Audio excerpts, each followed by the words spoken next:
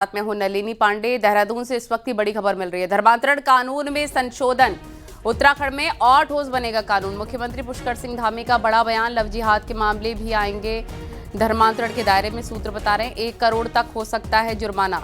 ये बड़ी और अहम जानकारी इस वक्त हम आपको बता रहे हैं। देहरादून से धर्मांतरण कानून में संशोधन, तो उत्तराखंड में और ठोस बनेगा कानून। ये बड़ी खबर आपको बता रहे हैं, 1 करोड़ तक हो सकता है जुर्माना। सूत्रों के हवाले से बड़ी खबर देहरादून से हम आपको बता रहे हैं। धर्मांतरण कानून में संशोधन हुआ है और बताया जा रहा है कि उत्तराखंड में स्पेशली ये कानून और ज्यादा ठोस होगा। 1 करोड़ तक का जुर्माना लगेगा और लव जिहाद के मामले भी धर्मांतरण के दायरे में आएंगे। सुनील अमप्रभात हमारे सहयोगी फोन लाइन पर जुड़ गए। सुनील, क्या जानकारी, अब और ज्यादा सख्त कानून बनाने की तैयारी? देखिए, पिछले हफ्ते ही मुख्यमंत्री पुष्कर सिंह धामी ने कहा था कि जो धर्मांतरण कानून है जिसको उन्होंने 2023 में संशोधन करके ठोस रूप दिया था, उसमें एक बार फिर से संशोधन किया जाएगा। आज दोबारा से मुख्यमंत्री ने ये बात कही है कि उत्तराखंड में धर्मांतरण कानून इतना ठोस बनाया जाएगा कि यहाँ पर कोई धर्मांतरण की बात सोच भी नहीं सकता है। यानी कि सरकार पूरा इरादा बना चुकी है। खासकर छांगुर केस के बाद जिस तरह से उत्तराखंड कनेक्शन पाया गया और ये मिला कि उत्तराखंड में भी बड़े पैमाने पर इस तरह का नेटवर्क काम कर रहा है, तो उसके बाद सरकार बेहद गंभीर है। ये माना जा रहा है कि अगस्त माह में जो मॉनसून सेशन शुरू होने वाला है विधानसभा का, उसमें ये संशोधन प्रस्ताव लाया जा सकता है। और जो हमारी जानकारी है, जो हमारे सूत्र बताते हैं कि सरकार ने इसके लिए विभिन्न प्रदेशों का जो धर्मांतरण कानून है उसकी बाकायदा बारीकी से स्टडी की है और सरकार हरियाणा और राजस्थान या फिर यूपी के तर्ज पर यहाँ पर एक ठोस कानून ला सकती है, जिसके तहत जो अभी तक जुर्माना 10 लाख था उत्तराखंड में धर्मांतरण के मामले में, उसको बढ़ाकर 1 करोड़ तक किया जा सकता है। दूसरी जो बड़ी बात है कि धर्मांतरण करने वाला और जिसका धर्मांतरण किया जा रहा है, दोनों को कानून के दायरे में लाने की तैयारी है, जो हमारे सूत्र बताते हैं। जी बिल्कुल, यानी कि आप कोई उत्तराखंड में सोच भी नहीं सकता इस तरह के कृत्य को लेकर, उस पर सख्ती के साथ कार्रवाई होगी और 1 करोड़ का जुर्माना भी बहुत बड़ा जुर्माना है।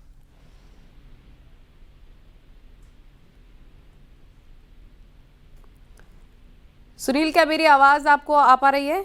बिल्कुल, ये एक बड़ी राशि होगी। उत्तराखंड में 2018 में सबसे पहले धर्मांतरण कानून लाया गया था। 2023 में इसमें फिर से संशोधन किया गया और आप देखिए कि देवभूमि में भी किस तरह से ये नेटवर्क काम करता है कि पिछले 5 सालों में 54 से अधिक मामले यहाँ पर धर्मांतरण के दर्ज किए गए हैं, जिसमें अभी छांगुर जो केस हुआ, उत्तराखंड में बड़े पैमाने पर इसमें गिरफ्तारियां हुई हैं, बड़े पैमाने पर इस पे मामले सामने आ रहे हैं। ये मामले इसमें ऐड नहीं है। इसके बावजूद 5 साल में 54 धर्मांतरण के केस होना अपने आप में एक गंभीर मसला है, जिसको अब सरकार महसूस कर रही है। और यही कारण है कि आपको 2 साल के अंदर एक बार फिर से संशोधन करना पड़ रहा है। और जिस तरह से मुख्यमंत्री ने अपने इरादे साफ किए कि इस तरह का ठोस कानून बनाया जाएगा कि उत्तराखंड की धरती पर कोई इस तरह के कृत्य करने की सोच भी नहीं सकता, तो हमको इंतजार करना और होगा। सुनील, देखिए कि ये इसलिए भी बहुत जरूरी हो जाता है सरकार की तरफ से बड़ा कदम कि देखिए जो धर्मांतरण के तार हैं उत्तराखंड के साथ साथ अन्य राज्यों से भी जुड़े हुए हैं, और यही नहीं, पाकिस्तान, दुबई तक जुड़े हुए हैं ये तार। देखिए, बिल्कुल यहाँ पर लगातार, हालांकि सरकार बड़ी संवेदनशील इस दिशा में रही है। उत्तराखंड में आपने देखा कि लगातार सत्यापन की जो कार्रवाई थी वो बड़े पैमाने पर चल रही थी, जिसमें ये बात भी सामने आई कि कई बांग्लादेशी नागरिक भी यहाँ पर रह रहे हैं। तो लव जिहाद की घटनाएं बड़े पैमाने पर यहाँ पर हुई, उनके खिलाफ भी एक्शन हुआ। तो यही सब मसले हैं जिसको लेकर सरकार एक बार फिर से गंभीर हुई है, पुनर्विचार करने पर मजबूर हुई है। जो हमारी जानकारी कि लव जिहाद जैसे जो मामले जो लगातार जिनकी संख्या उत्तराखंड में बढ़ती जा रही है, लव जिहाद को भी धर्मांतरण कानून के दायरे में लाया जा सकता है। बिल्कुल। और जी, विस्तार से जानकारी देने के लिए आपका बहुत शुक्रिया। और चलिए खबरों में आगे बढ़ते हैं, जहां गाजियाबाद में फर्जी दूतावास चलाने वाले हर्षवर्धन जैन के मामले में जांच तेज हो गई है और पुलिस और एसटीएफ की टीम आरोपी हर्षवर्धन को उसके घर कबीरनगर लेकर पहुंची है और मामले की छानबीन तेज कर दी गई है और कुछ बड़ी बरामदगी की संभावना जताई जा रही है। बता दें, हर्षवर्धन जैन को पुलिस ने 29 जुलाई से 2 अगस्त से रिमांड पर लिया है।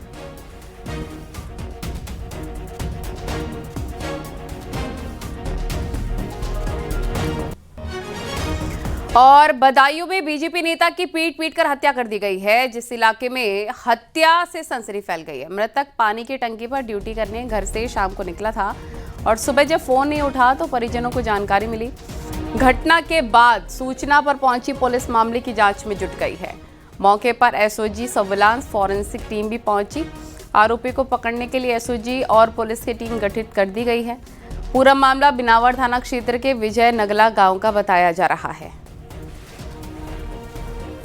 आज सुबह थाना बिनावर के विजय नगला गांव के पानी की टंकी के पास एक शव पड़े होने की सूचना स्थानीय पुलिस को प्राप्त हुई थी, जिसकी पहचान सुरेश चंद्र गुप्ता पुत्र विष्णुलाल गुप्ता निवासी विजय नगला उम्र 62 वर्ष के रूप में हुई। प्रथम दृष्टया मृत्यु का कारण सर पे आई चोटों के कारण होना है। मौके पर सर्विलांस टीम, स्वाट टीम एवं फोरेंसिक टीम मौजूद है। शव का पंचायतनामा भरवा करके पोस्टमार्टम हेतु भिजवा दिया गया है। घटना के शीघ्रतम अनावरण के लिए टीमों का गठन कर दिया गया है। इसमें अग्रिम विधिक कार्रवाई प्रचलित है। और रामपुर में 1 दर्जन से अधिक अवैध मकानों और दुकानों पर बुलडोजर कार्रवाई हुई है। आरोपी के श्रम विभाग की जमीन पर अवैध निर्माण कराया गया था, जिसके बाद 15 दिन पहले ही बुलडोजर एक्शन की जानकारी दे दी गई थी।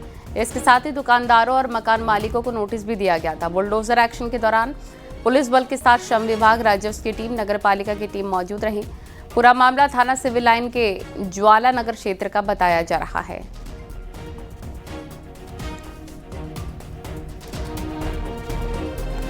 और बागपत में किसान के दोस्तों पर घर से बुलाकर ईंटों से कुचलकर हत्या करने का आरोप लगाया। मौके पर पहुंची पुलिस ने शव को कब्जे में लेकर पोस्टमार्टम के लिए भेजा। परिजनों ने बताया कि 2 दोस्त घर से बुलाकर ले गए थे, इसके बाद वो वापस नहीं लौटे। परिजनों ने दोस्तों पर हत्या करने का शक जताया। मामला बड़ौद कोतवाली क्षेत्र के लोहोंडा गांव का बताया जा रहा है। फिलहाल पुलिस ने परिजनों की तहरीर पर मामला दर्ज कर जाँच पड़ताल शुरू कर दी है। रविंदर उर्फ कल्लू है जो लोहंडा का, उसकी 45 साल है और उसकी शादी नहीं हुई थी। लड़की बिहार से लाया था, वो आदमी छोड़ के इसको चली गई थी। उसकी डंडे से मार के हत्या हो गई है। तत्काल हमारी पुलिस गई, उसके बॉडी को लाके पोस्टमार्टम कराया गया। पोस्टमार्टम में उसके सर में मल्टीपल चोटें आई हैं। जानकारी हुई कि उसका एक साथी अनिकेत है उर्फ टन्ना और एक रोहित उर्फ बन्ना है गाँव का, वो दोनों ही अनमैरिड हैं। ये सब लोग शाम को बैठ के शराब पिए और शराब पीने के बाद लोगों की कुछ बातचीत हो गई और नशे में लोग डंडे से उसके सर पे मारने से बेहोश हो गया था। बंदूक छोड़ के चले आए थे उसको। और बरेली में पुलिस ने लुटेरी दुल्हन गैंग के 4 बदमाशों को गिरफ्तार किया। इस गिरोह की मास्टरमाइंड कोलकाता की रहने वाली चंदा उर्फ कविता है। उसने करीब 1 सप्ताह पहले बख्तावर नाम के एक मुस्लिम युवक पर इंस्टाग्राम के जरिए दोस्ती करने, शादी का झांसा देकर शारीरिक संबंध बनाने और बरेली जाकर देह व्यापार के अवैध कारोबार में झोंकने का आरोप लगाकर सनसनी फैला दी थी। पुलिस ने शिकायत पर मुकदमा दर्ज कर जांच शुरू की तो हकीकत बेहद ही चौंकाने वाली सामने आई। जांच में पता चला कि चंदा उर्फ कविता ठगी का एक बड़ा गिरोह चला रही है। ये गिरोह यूपी, राजस्थान सहित आसपास के कई राज्यों में हाई प्रोफाइल विधुर या फिर अनमैरिड लोगों को अपने जाल में फंसाते थे। चंदा उसके साथ शादी करती थी और बाद में रेप का आरोप भी लगाती। इसके बाद उसे गैंग के लोग पुलिस का डर दिखाकर रुपए ऐंठा करते थे। के क्रम में यह तथ्य प्रकाश में आया कि आवेदिका स्वयं तथा उसका साथी व कुछ अन्य साथी हैं जिनका एक संगठित गिरोह है। तो ये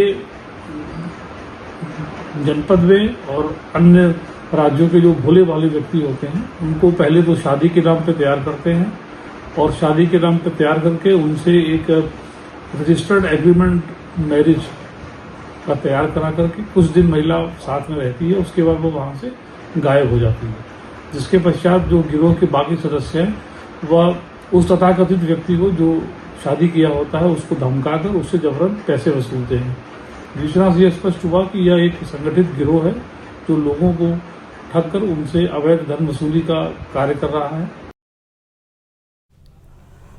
प्रतापगढ़ में 17 साल की नाबालिग लड़की का तमंचे के बल पर अपहरण कर उसे मंदिर में शादी के लिए मजबूर किया गया है और लड़की के माता पिता को धमकाकर मंदिर ले जाकर जबरन आशीर्वाद भी दिलाया गया है। आरोप सपा नेता संजय सरोज और उसके साथियों पर लगा है। संजय सरोज पृथ्वीराज नगर पंचायत अध्यक्ष के प्रतिनिधि भी हैं। लड़की के परिवार की शिकायत पर सपा नेता संजय सरोज समेत 6 लोगों पर मुकदमा दर्ज हुआ। कोतवाली देहात पुलिस केस दर्ज कर जांच कर रही है। मामला 11 जुलाई का है। आरोपी के संजय सरोज और उसके साथियों ने तमंचे के बल पर नाबालिग लड़की को घर से अगवा किया। कटरा मेदनीगंज के शीतला माता मंदिर ले जाकर मोहित सरोज से जबरन शादी कराई। शिकायत करने पर जान से मारने की धमकी दी। आरोपी संजय सरोज समाजवादी पार्टी का नेता और नगर पंचायत अध्यक्ष नीलम सरोज का देवर भी है। संजय सरोज टेरर फंडिंग का भी आरोपी रहा है और जेल भी जा चुका है। तो नीचे ढूंढने लगी, नीचे भी नहीं मिली, तो सुबह हो गई। हाँ, ढूंढते हम लोग परेशान थे, इधर उधर अपना ढूंढ रहे थे और फिर नहीं मिली तो सुबह पता चली कि हाँ मोहित का भगा ले गया। अच्छा। हाँ, फिर गई हमारी औरत वहाँ चौकी गई, चौकी में फिर वहाँ से भेजा गया उनको जो है कि तुम जाओ कोतवाली। कोतवाली जा रही थी, फिर संजय सरोज ने शायद मना कर दिया कि मत जाओ, तुम यहाँ आओ। तो चली आई फिर, और पता नहीं क्या हुआ, बोले कि चलो ठीक है, और ज़बरदस्ती जो है बोले कि चलो तुम्हारी लड़की को बुलवा दूंगा, शाम तक तुम्हारी लड़की हाजिर हो जाएगी, तुम्हारे घर पहुंच जाएगी। तो उन्होंने चली आई फिर यहाँ। फिर शाम को हमको दो प्राणी को यहीं थे 6 बजे फ़ोन किए संजय सरोज ने, हमको बोला कि तुम आओ हमारे घर पे। उनके घर पे गए, फिर उसके बाद जो है बोले कि तुम्हारी लड़की आ रही है, हाँ तो चलो वहाँ कटरा मंदिर में उसकी शादी कर दो। हम लोग मना कर रहे थे कि हम लोग ऐसे अभी नहीं करेंगे, अभी नाबालिग है हमारी लड़की। और फिर उसके बाद उसने कहा नहीं क्या करोगे, फिर करना है क्या, चलो कटरा मंदिर। हम लोगों को फिर ज़बरदस्ती कटरा मंदिर गए, ले गए अपने गाड़ी से। फिर क्या अपहरण करके ले गए लड़की का? लड़की को तो भेज दिए, चला गया कटरा मंदिर में, डायरेक्ट वहीं आया लेके। फिर वहीं उसकी कटरा मंदिर में ज़बरदस्ती हम लोगों को आशीर्वाद दिलवाए, सब कुछ हम लोग मान ही नहीं रहे थे, ज़बरदस्ती सब उसकी शादी वहाँ करवा के फिर हम लोगों को भेज दिया, घर चले आए हम लोग। दिनांक 27/7/2025 को वादी द्वारा थाना पटवारी के हाथ पर लिखित सूचना दी गई थी। उसके नाबालिग पुत्री को शादी की उद्देश्य से संजय सरोज, मोहित सरोज तथा मोहित सरोज के पिता तथा 3 अज्ञात व्यक्तियों के द्वारा अपहरण कर लिया गया है। उक्त सूचना पर थाना कोतवाली देहात की पुलिस द्वारा तत्काल अभियोग पंजीकृत किया गया। अभियोग पंजीकरण के पश्चात पीड़िता का चिकित्सकीय परीक्षण एवं माननीय न्यायालय के समक्ष बयान की कार्रवाई पूर्ण कराई जा चुकी है। पीड़िता माननीय बाल कल्याण समिति के आदेश के क्रम में वन स्टाफ सेंटर में है। पीड़िता के बयान अवलोकन के पश्चात कार्रवाई मामले में की जाएगी। मौके पर कानूनी व्यवस्था कायम है। नगर पंचायत अध्यक्ष पृथ्वीगंज के देवर व सपा नेता की दबंगई का मामला सामने आया है। आरोप है कि उसने एक लड़की को पहले अगवा किया, उसके बाद मंदिर में ले जाकर जबरन शादी करवाया। आरोप यहाँ तक है कि माता पिता को भी जबरन मंदिर बुलाया गया और उनसे जबरन आशीर्वाद दिलाया गया और उसका फोटो और वीडियो तक बनाया गया।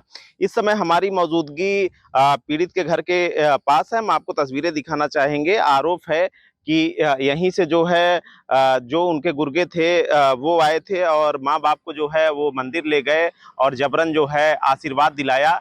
तो कहीं ना कहीं परिजनों की तहरीर पर जो है पुलिस ने नगर पंचायत अध्यक्ष के देवर व सपा नेता संजय सरोज और उसके गुर्गे मोहित सरोज समेत 6 लोगों के ऊपर अपहरण और जबरन शादी करवाने की धाराओं में मुकदमा पंजीकृत किया है, जिसके बाद इन सभी की तलाश में पुलिस जुटी हुई है। रोहित सिंह, न्यूज़ 18 प्रतापगढ़। और आगरा धर्मांतरण सिंडिकेट में पुलिस की टीम गहराई से छानबीन कर रही है। 10 आरोपियों के रिमांड के दौरान कई अहम कड़ियां जोड़ने की कोशिश भी जांच की टीम कर रही है। वहीं दूसरी ओर पुलिस कस्टडी रिमांड होने के बाद 10 आरोपियों को कोर्ट में पेश किया गया है। इसके बाद अदालत ने 6 आरोपियों को जेल भेज दिया, जबकि 4 आरोपियों की रिमांड 5 दिन के लिए बढ़ा दी। अब धर्मांतरण सिंडिकेट से जुड़े कई राज पूछताछ में सामने आ सकते हैं। देखिए।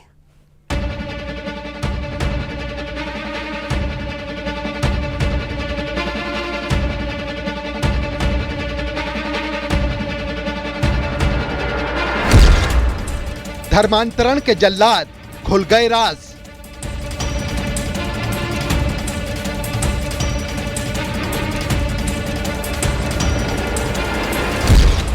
रिमांड के बाद 6 आरोपी भेजे गए जेल।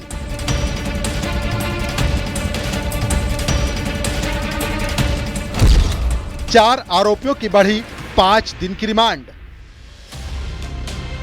आगरा में धर्मांतरण गैंग के 10 आरोपियों को पुलिस ने रिमांड के बाद कोर्ट में पेश किया। सभी आरोपियों को कड़ी सुरक्षा के बीच सीजेएम कोर्ट लाया गया। एसबी कृष्णा उर्फ आयशा को भी कोर्ट में पेश किया गया। सुनवाई के बाद 6 आरोपियों को कोर्ट ने जेल भेज दिया।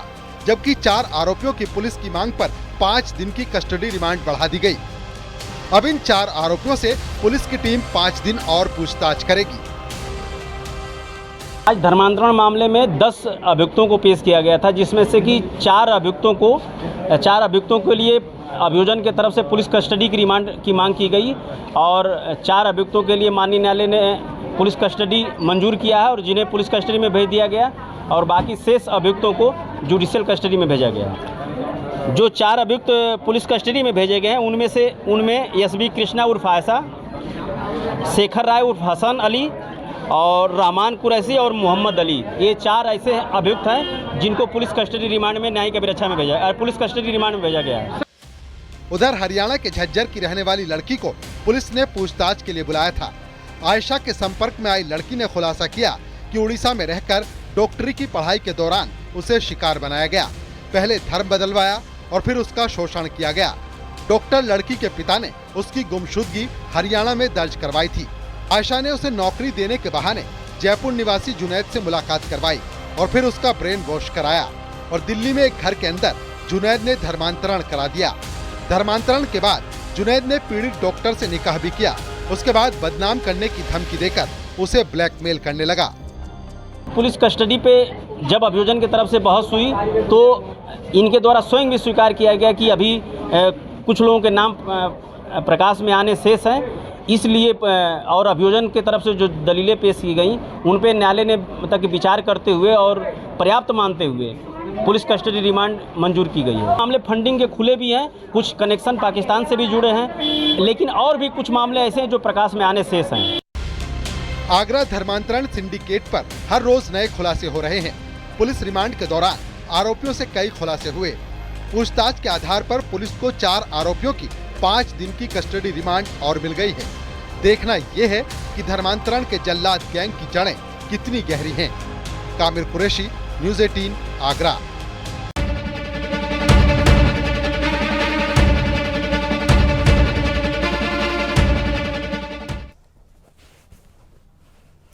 और अलकायदा टेरर मॉड्यूल मामले में गुजरात एटीएस को कामयाबी मिली है। शमा परवीन नाम की महिला को एटीएस ने गिरफ्तार किया। कर्नाटक से टेरर मॉड्यूल के मास्टरमाइंड की गिरफ्तारी। अलकायदा टेरर मॉड्यूल से जुड़े 4 आतंकी हुए थे गिरफ्तार। गुजरात एटीएस ने 2 गुजरात, 1 नोएडा और 1 दिल्ली से इन्हें पकड़ा था।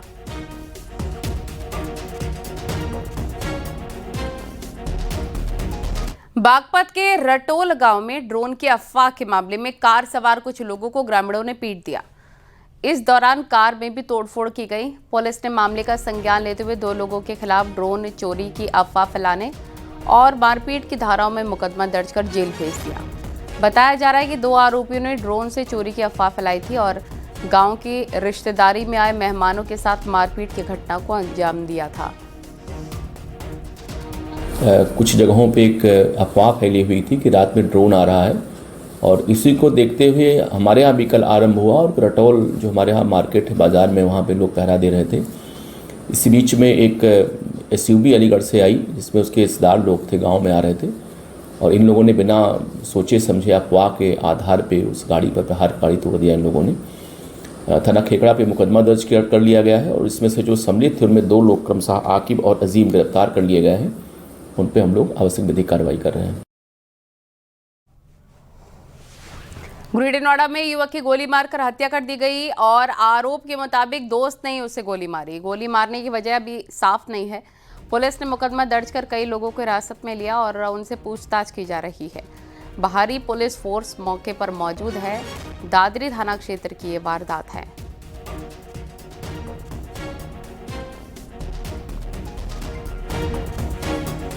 और नोएडा से बड़ी खबर, निजी स्कूल के निर्माण में हादसा हो गया। रेलिंग गिरने से एक की मौत हो गई, एक घायल। पुलिस ने शव को पोस्टमार्टम के लिए भेजा है। थाना सेक्टर 142 इलाके की सेक्टर 137 की घटना है। मजदूर महिला की मौत हो गई है, उसकी बहू घायल है। एसकेएस पब्लिक स्कूल के अंदर क्लासरूम का निर्माण किया जा रहा था, तभी यह हादसा हुआ।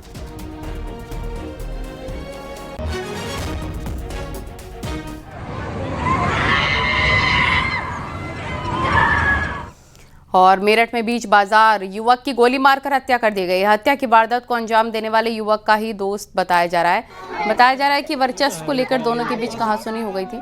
पुलिस ने आरोपी को गिरफ्तार कर लिया है। थाना परीक्षितगढ़ क्षेत्र की ये घटना है।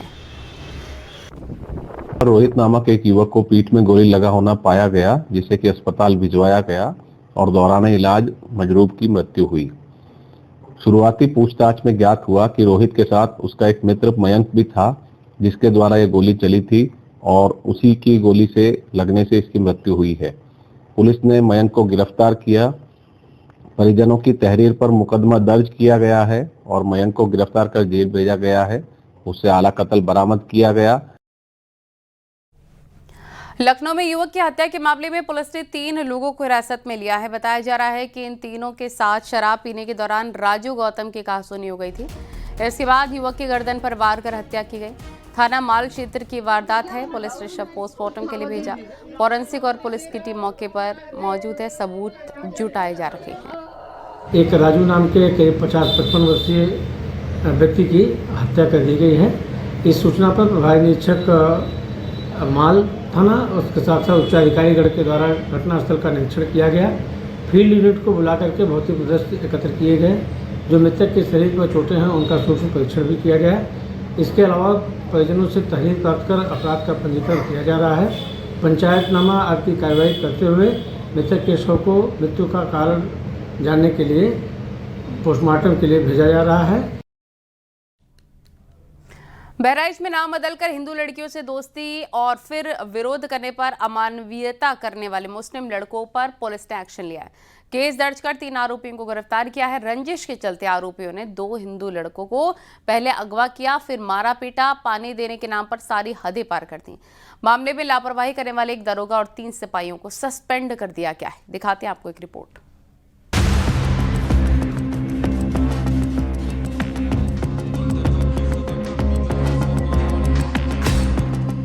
बहराइच के रामगांव थाना क्षेत्र के मिर्जापुर गांव में बर्थडे पार्टी मना रहे 2 लड़कों पर ऐसी आफत आई, उसे सुनकर ही आपकी रूह कांप जाएगी। मोहित मौर्य और चंदन मौर्य 23 जुलाई को बरुआ घाट पर अपना जन्मदिन मना रहे थे। इसी दौरान शहाबुद्दीन, अनस और जीशान कार से पहुंचे। चंदन और मोहित को गन पॉइंट पर अगवा कर नानपारा रोड पर ले गए, जहां पहले से शहाबुद्दीन के साथी भी मौजूद थे। चंदन का आरोप है कि गाड़ी से उसको उतारा गया और मारपीट की गई। जब उसने पानी मांगा तो आरोपियों ने पेशाब पिलाई। पीड़ित चंदन और मोहित के मुताबिक कुछ दिनों पहले उनके गांव की लड़की से शहाबुद्दीन और उसके साथी नाम बदलकर बात कर रहे थे। मुस्लिम लड़के सोशल मीडिया में हिंदू नाम से अकाउंट बनाकर हिंदू लड़कियों को फंसाने की साजिश रच रहे थे। मोहित और चंदन ने विरोध किया तो उनके साथ मारपीट की गई। ये हिंदू लड़के के नाम से आईडी बना के मुस्लिम लड़कियों से बात करके धर्म परिवर्तन कराने की बात करते हैं और उनको बरगला के उनके वीडियो बना के ऐसा वो जब मना करती हैं तो उनको ब्लैकमेल करते हैं।